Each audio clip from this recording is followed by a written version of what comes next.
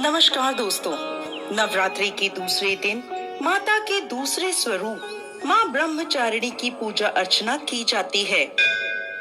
ब्रह्म का अर्थ है तपस्या और चारिणी का अर्थ है आचरण करने वाली। इस अनुसार ब्रह्मचारिणी का अर्थ हुआ तप का आचरण करने वाली। माता ब्रह्मचारिणी ने भगवान शंकर को पति के रूप में प्राप्त करने के लिए घोर तपस्या करी थी।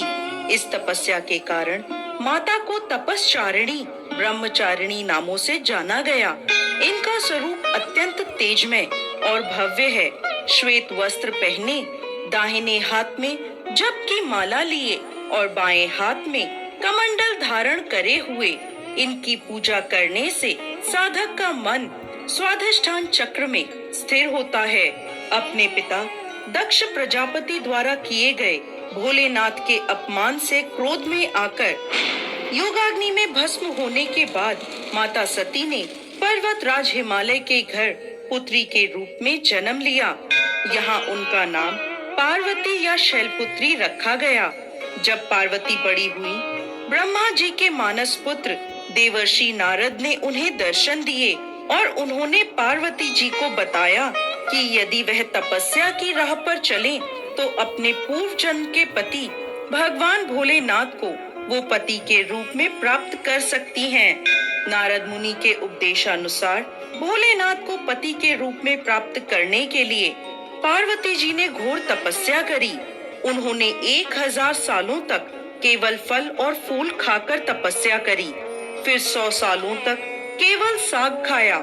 कठोर तप करते हुए माता ने खुले आकाश के नीचे बारिश, धूप और ठंड के भयानक कष्ट सहे।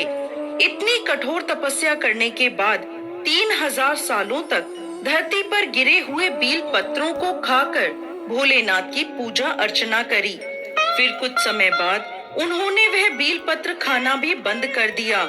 इसके बाद हजारों सालों तक उन्होंने बिना कुछ खाए पिए कठोर तप किया। इस तपस्या के कारण देवी का शरीर दुबला पतला और शीर्ण हो गया।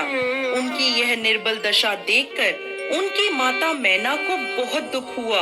उनकी इस कठोर तपस्या को देख तीनों लोकों में हाहाकार मच गया। सभी देवता, ऋषि और पुण्य आत्माएं माता की तपस्या की प्रशंसा करने लगे। अंत में देवी के तप से प्रसन्न होकर ब्रह्मा जी उनके समक्ष प्रकट हुए और उनसे पूछने लगे, हे देवी, आज तक किसी ने भी इतनी कठोर तपस्या नहीं करी। ऐसी तपस्या केवल आप ही से संभव है। आपकी इस परम पवित्र और अलौकिक तपस्या की चर्चा चारों दिशाओं में हो रही है। आपकी मनोकामना अवश्य पूरी होगी। आपका विवाह भगवान शिव शंकर से ही होगा और वही आपको पति रूप में प्राप्त होंगे। अब आप इस तपस्या को खत्म करें और अपने घर लौट जाएं। आपके पिता आपको लेने आ रहे हैं। इसके बाद माता ने तपस्या खत्म करी और अपने पिता के साथ अपने घर लौट आईं।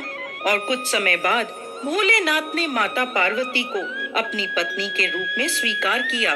लंबे समय तक कठोर तप करने के कारण ब्रह्मा जी ने माता पार्वती को नाम दिया ब्रह्मचारिणी। इस दिन विधि विधान से माँ ब्रह्मचारिणी की पूजा अर्चना करने से सभी मनोकामनाएं पूरी होती हैं और विशेष फल की प्राप्ति होती है। इनकी पूजा अर्चना से त्याग, संयम और सदाचार जैसे गुणों की प्राप्ति होती है। माँ ब्रह्मचारिणी की पूजा अर्चना से व्यक्ति को धैर्य